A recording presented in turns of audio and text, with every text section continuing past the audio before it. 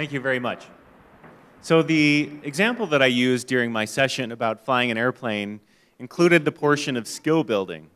And as most of you know, airlines use virtual reality in training pilots. And so what we wanted to talk about today is the impact of virtual reality on human resources. And I will give the caveat that I still say human resources, but I categorically reject that humans are resources. Instead, people use resources to create value. So I have a couple of questions for the panelists today to learn a little bit more about how they are using virtual reality from a human resources perspective within their organizations. So what I'll do is ask a question and offer both panelists an opportunity to provide some insights. And hopefully we'll walk away from this moderated panel discussion with some ideas about how we can perhaps infuse virtual reality into our workplaces. So let me start with just sharing some information with you. And that is that PricewaterhouseCoopers recently conducted a survey and found that employees are 4 times more able to perform as a result of being trained through virtual reality compared to those who were trained in a classroom. So think about that. 4 times more likely to perform faster than those who were trained in a classroom setting. And using the airline example, which would we prefer as the safest option? A pilot trying to maneuver a plane in challenging circumstances in virtual reality, or putting a pilot's life in danger just to see how they would perform in that situation? So let me pose the first question, and that is, we'll start with you, Manuel. Yeah. How are you currently using virtual reality in human resources, and what has that experience been like for your employees? Yeah. So thank you, Chris. So I think there are many examples that we can give of usage of virtual reality in HR and in organizations, and this has really taken shape over a period of time, over the years that have gone by. And we can see, if you can start with, say, campus recruitments or job fairs, I think virtual reality is a great tool that you can use at campus recruitments and job fairs, where you put a headset onto a prospective candidate and you show him what the facility looks like, what the job profile will look like, and give him an experience of the company profile through that particular experience, which is immersive and interactive. There is another one which you can use for psychometric testing. You know, put a headset, get him into a game, get him into an interactive session with the headset, and into an immersive type of an interactive session that he's playing with an avatar. And there are qualities such as, you know, his listening skills, his multitasking ability, his reflexes. So many things like that can be judged through that particular game that he plays for, say, 45 minutes or even as less as 20 minutes.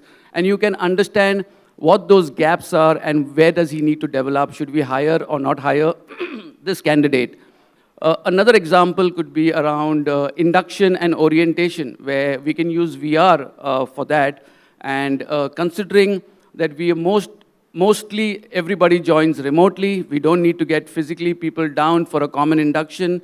You can get him through an induction overview of the company facility, take him through a walkthrough of the policies, of diversity, equity, POSH training. All of that can be done through a VR headset.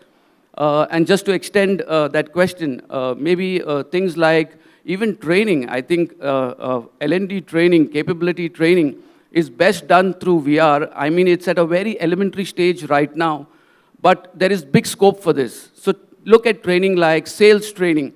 You want to train somebody how to sell a particular product, or you want to sell a BMW car, and he's already has a 3 Series, but you want to sell him a 5 Series. Get him into a headset, give him the experience of what that car will look like with all the features, and he can make a decision even without going to the showroom. Or something on customer relationship or presentation skills on how he needs to make an impactful, data-driven pitch to a CEO of a company where he's having a lot of concerns. And through VR, through an avatar that he's talking to, he can get an interesting conversation going. He can get into a dialogue, and based on, at the end of it, he can have as many iterations of that discussion as possible, and he can get a lot of skill gaps around how he's not making that impactful presentation. I can go on. There are many examples, but I'll stop here. Of course, we need to, but I can take on more examples. A classic example would be on product training, actually. In my organization, there's a place in Philippines where most of the customer service associates didn't understand what is a five-star hotel, and they were required to service a five-star hotel guest.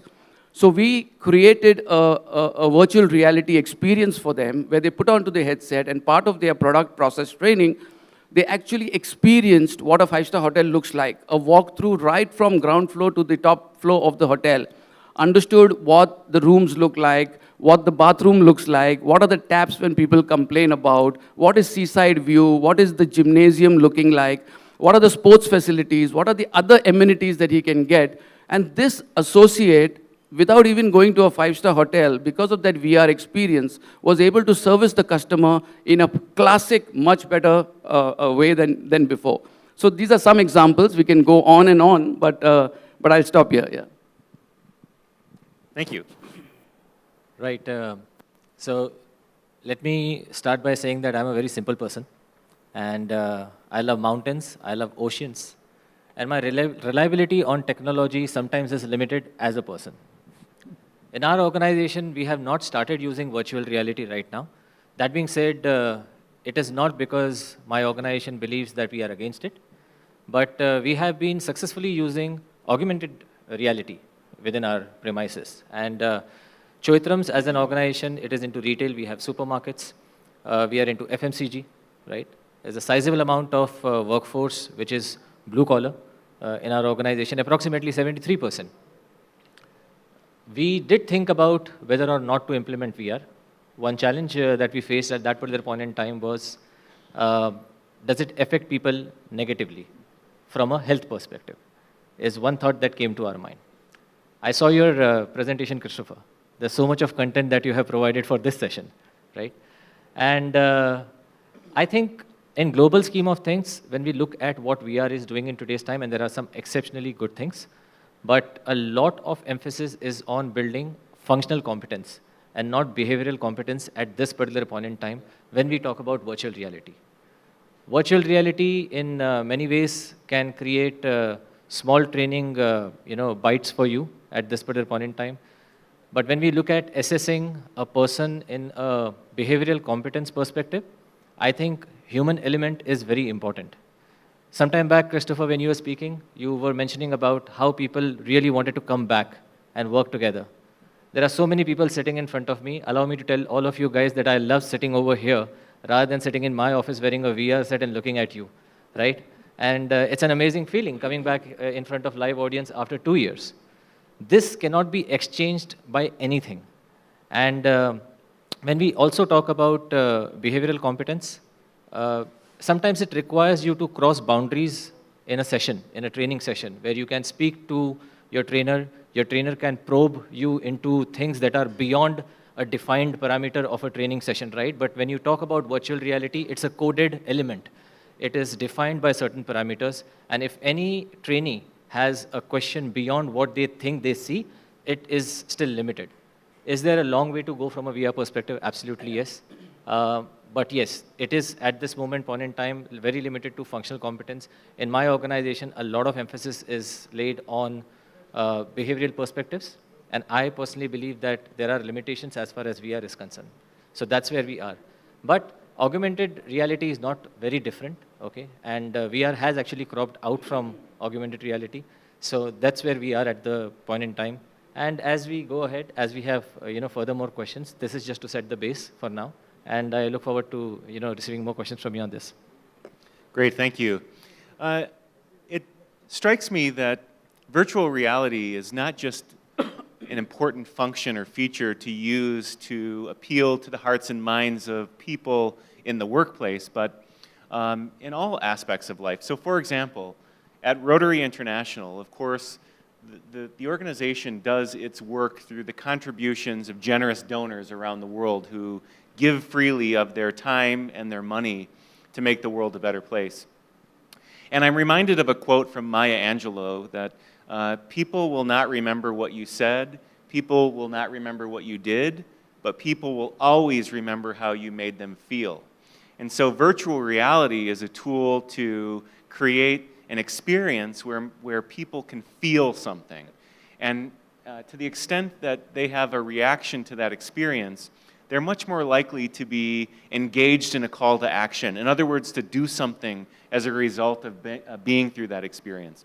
So for Rotary, we created a virtual reality simulation where we actually were able to place people into combat, into a simulated conflict between people to experience what that was like.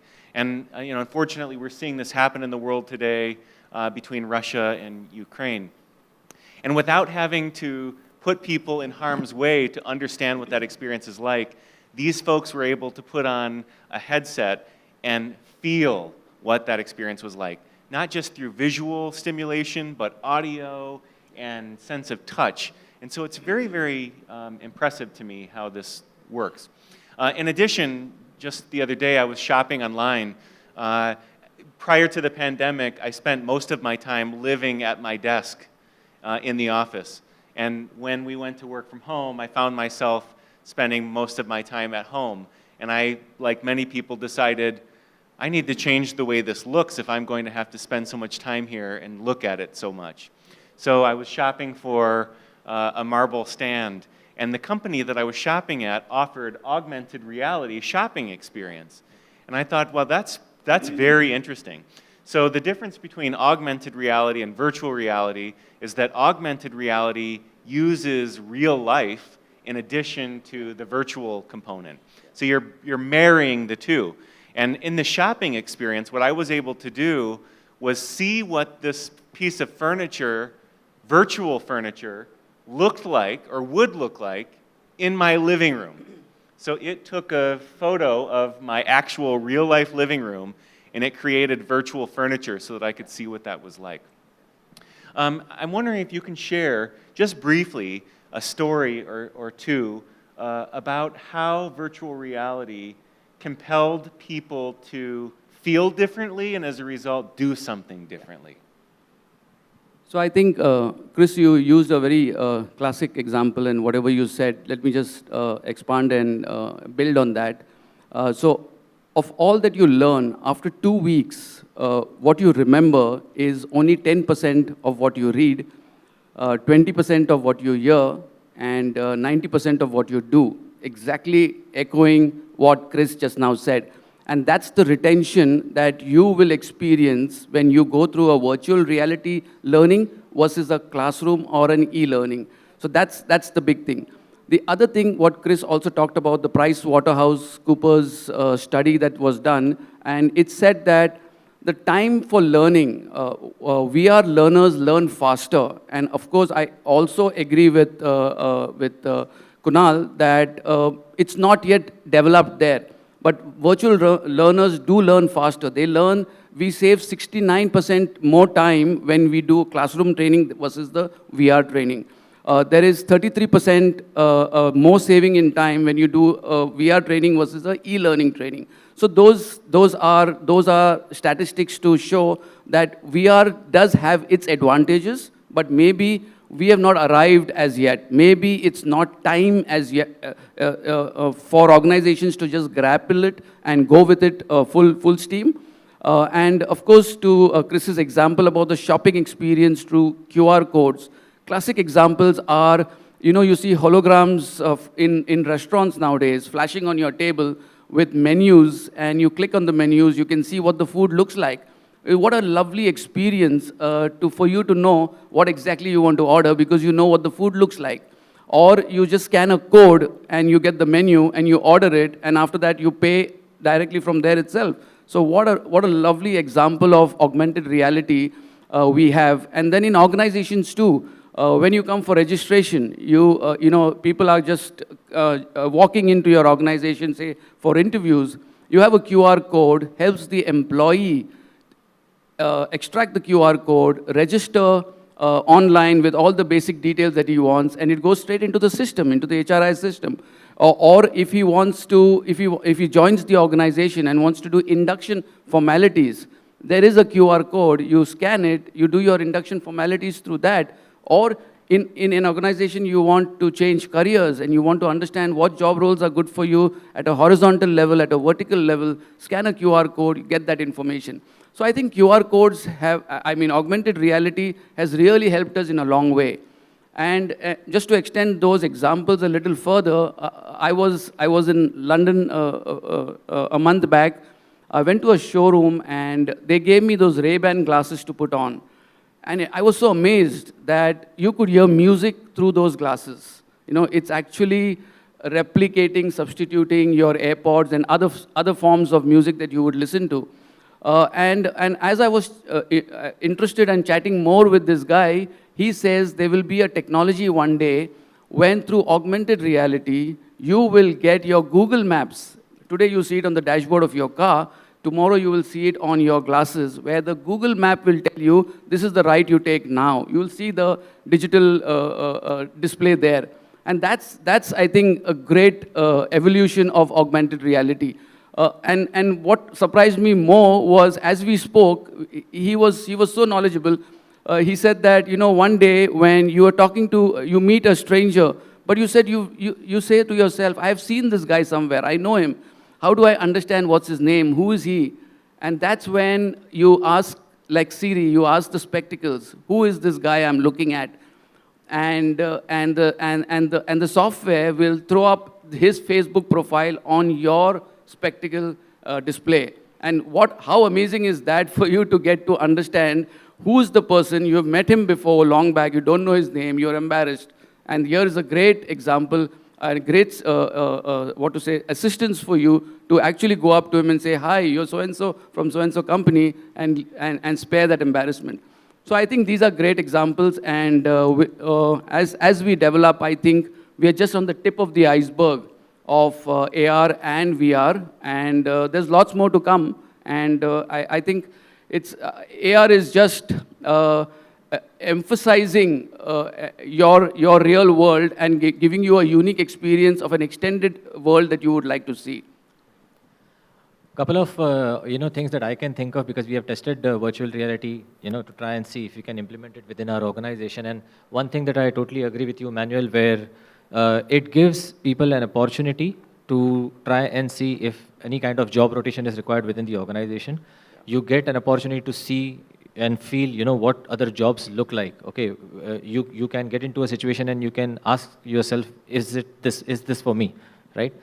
I think beyond that, one very big factor, very important factor that virtual reality can provide us is a sense of security, right? When we are especially getting trained on shop floor level practices. To give you an example, and I just mentioned some time back that we are a retail organization. We hire a lot of butchers within our company. And it's a very tricky and a risky job. When we go to a shop, it doesn't really feel like, it looks like, you're ordering for X amount of meat that, you choose. But it's a very tricky job because there's a knife involved over there. Okay. Have I seen accidents in my organization? Absolutely yes. Do we want to curb those in future? Absolutely yes. How can we do that using virtual reality? You create a simulation through virtual reality where any butcher you hire in retail organization wears that VR and goes through an orientation of how to cut meat, what are the different types of cuts depending upon what kind of meat you're selling. And basis that, it just creates a bigger sense of security rather than taking a new guy and making him an employee from a candidate and then putting him on a shop floor, giving him a knife in his hand and say, all right, replicate what I'm doing over here. There's always a broader risk. So I think, this is one example that I can give you from retail because we have tried it as an experiment within our organization. But you have, Christopher, spoken about how simulations are used in airline industry. The same goes in defense industry as well. at the same point in time. You're not going to give a soldier a gun and ask him to, just go and jump. There are security organizations which provide security guards to your organization. These are the organizations that can typically use virtual reality to try and put them into situations where if there's a robbery happening in the organization where I have set you up, how are you going to deal with that kind of a situation?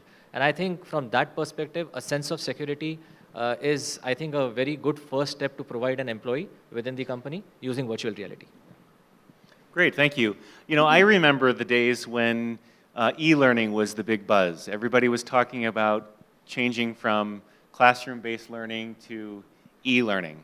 And I think there's still a little bit of confusion around the difference between e-learning and virtual and augmented reality. And I hope to address that a little bit. From my perspective, I was always challenged with thinking about the difference between hard skills and soft skills. So from a learning and development perspective, we tend to think of those two things as separate categories of skill building. And so if you think back to the presentation I gave earlier around declarative knowledge, I would postulate that declarative knowledge is not an appropriate way to use virtual or augmented reality. There are probably better, cheaper ways to do that. But when it comes to declarative knowledge, the actual skill building, I do think that augmented and virtual reality holds a significant place. And when you think about the difference between what we've traditionally called hard skills and soft skills, predominantly it was hard skills that are used for virtual reality and augmented reality are used for building. So hard skills are, of course, the physical skills that people will have to perform. So the motions that people have to use, things like performing a surgery, flying an airplane, those sorts of very hard type skills. But the question is about the role of augmented reality and virtual reality for soft skills, meaning like building stronger relationships and conflict resolution and diversity, equity, and inclusion, things that are not necessarily the hard skills. So my question for the panel is, what role do you see augmented and virtual reality playing in soft skills in the future? I think you're right, Chris. Firstly, VR or in the past, VR was more used for hard skills, safety measures, preventive maintenance, and especially in a data room, say you have a data center, you need to train somebody on how he goes and maintains something which has gone wrong, some uptime that is not perfect, and you need to train him exactly what to do in the data center. He doesn't need to be physically present there. He can actually be trained through a VR set. So that's the great part of the hard skills that you can train. And on the soft skills part, we talked about certain soft skills training that you can do through VR.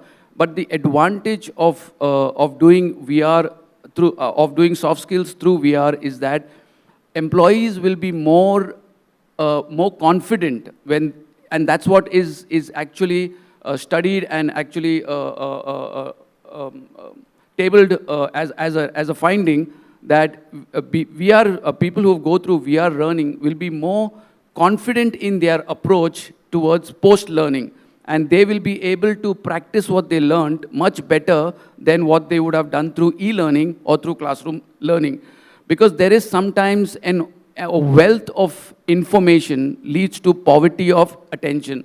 So through VR, you get that focused attention and you get that perspective out from the candidate. Besides being more confident in a VR learning, I think VR learners are even more emotionally connected to what they have learned. They believe, they become more successful. So those are some of the positive parameters of VR learning, can be learned through VR learning. Like Chris talked about, conflict resolution, negotiation skills, team building, leadership. All of these can be simulated in an environment, got into the headset. You are interacting with an avatar. You there are various cases, repetitive number of times that you can get into those dialogues with that avatar. And each time you get into those dialogues, there is a software that tells you exactly how you fared, where your gaps are, and some of these inputs are used for your own personality development and as a TNI input for the HR team. So I think soft skills, VR is really, really helpful from a soft skills training point of view. I think when we speak about social skills, right, in an organization, there are a couple of things that come to my mind. Number one, code of conduct in an organization is very important, right? And HR is supposed to be the king of culture for any organization. Now, when we are trying to set up the culture, when we are trying to set up a code within the organization, I think this is where a virtual reality platform can come in and showcase people of what are the do's and don'ts in the organization, what are appropriate behaviors within the organization, and you can get a classic assessment of that going through a virtual reality program. There are many organizations, and I'm sure most of the people sitting over here, in your organization, you have seen so much emphasis on creating anti-harassment policies within the organization. So you put a person through a VR and showcase them some examples about discrimination, showcase them examples about bullying, institutional bullying, showcase them examples about harassment, how it happens within the organization, whether it is verbal or sexual in any form. People, I think, will have a broader sense of connect when they go through a virtual reality program and try and understand these kind of codes within the organization. The flip side to this is, and I quote, I was reading a blog, okay, which is written by one of the finest technological companies in India. I can't name them because there's a practice in India of suing people immediately. So I won't name the organization. But I found this article to be a little bit oxymoronic, right? And I'll tell you why. Because the article starts off trying to emphasize the essence of VR on personalities and everything. And it says that because HR has become transactional, right? It has a one-sided communication methodology that they follow in today's time, okay, where people within the organization don't get a feel of connecting with the organization. And this is where VR comes into picture. Now, my point over here being, if this is the reason why you implement VR in your organization, then I think the whole essence is lost, because the point is very simple. I will wear a VR headset, I will connect with the organization, but once I remove my VR, I have to go back to the same boss. And as a classic example goes, people don't leave organizations, people leave managers. So if your manager is not going to treat you well any which ways, he may be treating you well inside the VR, but what's the point of that, right? So there are certain limitations at this particular point in time. But yes, when I speak about code of conduct principles, when I assess about social behaviors, these are very strong areas where virtual reality can definitely help people in the organization. Great, thank you. As we wrap up, I have two additional questions that I'll ask together and ask that each of you address the questions.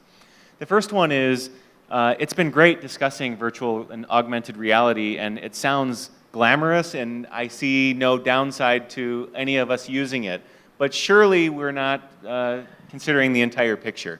So my question, number one, is what are the disadvantages of using augmented or virtual reality? And follow that up with the second question, and that is, if we want to learn more about introducing augmented or virtual reality in our organizations, knowing what the advantages and disadvantages are, where should we go? What are some resources that you would recommend our audience to investigate? So I think talking about some of the disadvantages, there are obvious disadvantages of VR, and I think we alluded to both sides of it, the advantages and the disadvantages. So the first thing you'd like to see is the cost of a headset. It doesn't cost you less than $400 or $500 each, and that's what you need to understand. You need to relate your existing HRMS system to your to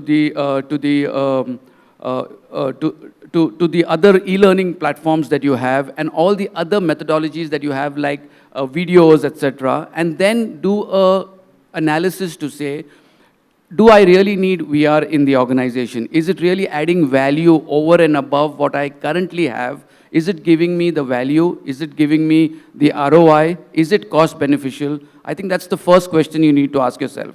What business need, what what relevant is it, how relevant is it that I adopt VR, and what business need of mine is being met through VR? I think that's the first big question that we should ask ourselves. We should not jump, we should brainstorm, ideate, innovate, and take the best decision what is needed for the organization, and just not jump into VR because it is one of the best digital tool that emerging technologies that we have on hand. And I think other disadvantages could be a VR headset can also cause motion sickness, dizziness. Youngsters can actually rotate their necks 180 degrees and not feel anything for an hour, right? People like us who rotating our heads maybe sometimes 180 degrees itself for more than an hour is a challenge. So you need to understand those physical challenges as well and see whether VR headset and the VR technology, is it really of value add and really that beneficial to the organization from continuous use point of view. And the third aspect I would think would be the cost element in terms of scale. I mean, organizations that are 30,000, 40,000 employees strong would see a break even and say that if I were to train 2,000 or 3,000 employees in my organization through VR technologies, then I think my cost per training per head may be cheaper than my classroom training or my e-learning platform. And I think that is proven that over scale, you will become better off with a VR training technology than a classroom training technology. But if your scale is hardly 1,000 or hardly 500 in a year, you may want to question the use of VR for you from a long-term perspective. I think that's the disadvantages part of it that I would like to talk about. Well, most of the things Manuel has already covered, things that I would have had spoken of. Just to add a couple of more points, I think human connect is very, very important to all of us, right? Face-to-face interactions cannot be replaced and will not give you the same feel at any given point in time, whether you use virtual reality or use any other kind of technology. I think we are social animals, and we would like to stay that way. We would like the whole fundamental of feeling each other, touching each other, and understanding each other face to face, rather than full-fledgedly accepting VR as a technology that dominates our life. I very transparently would like to put it across: virtual reality is an amazing thing. It has got some perks and some benefits associated to organizations, especially with regards to HRM industry. But at the same point in time, as HR people, today we are not just a transactional domain. Today we are a domain who's trying to support business in more ways than one. We are looking at numbers. We are looking at data. We are looking at what works best to fit our culture. We are not creating policies in our organization because somebody else next door is using a particular policy. Similarly, if somebody else next door is 100% on VR, you don't necessarily have to go 100% on VR. Do what best suits your organization, and by doing that, I think HR will gain more respect from the business, more respect from the senior leadership of the organization, because you are working towards trying to achieve a beneficial structure for your team, and you're working very closely to the strategy and the P&L aspects of your team. So with that, I think I rest my case associated to VR. Do what is required, accept it, but don't forget to use the blended approach within the organization at this particular point in time, until a time comes where VR establishes itself as a platform which is beneficial in all scenarios. But till then, I think we should continue using a blended learning approach over here. I'd just like to add that there are companies, Chris talked about which are the organizations that could help. So there are many organizations that can help you in developing your VR technologies in the organization. And there are companies like Microsoft, Google, Cognizant, Adobe, Amazon, Pricewaterhouse, and Walmart, etc. They have really implemented VR to some extent. So I think it's great to understand what was their business requirement, how did it meet that requirement, and what was it that actually got them there. And companies that have leveraged this emerging technologies and created game-changing experiences for employees and added value to their stakeholders are the companies that have distinguished themselves as the best from the rest. So I think understand what was their competitive advantage in using VR. AI and AR is a given. I think you should not hesitate to use AI and gamification and AR. You should not. But VR, you should question the need, the business need, the ROI, the value, and what purpose is it is being served. And I think that's what Kunal and I and Chris have been echoing, that do it with caution, just don't do it because it's a cut, copy, paste from what other organizations are doing. Yeah. Great, thank you. And just for a couple of parting words. One of the questions that I've often found myself pondering is, why would people embrace this concept of virtual reality knowing that it's not real, knowing that it's fake? But the reality is that the human being mind is a very complicated organ. And even though we know it's not real, we also know scary movies aren't real, and we still enjoy them. And we're still frightened by spiders. So the power of the mind is such that we can experience virtual or augmented reality and still have a very realistic expression of emotion and response to that experience, even knowing it's not real. Yeah. And the other final parting thought is, if you ever find yourself with some time on your hands and want a good laugh, go to YouTube and look at videos of people experiencing virtual reality for the very first time. So with that, I want to thank you for the opportunity to hear from our panelists today, to hear about how virtual reality and augmented reality are impacting human resources. Thank you very much. Thank you. Thank you.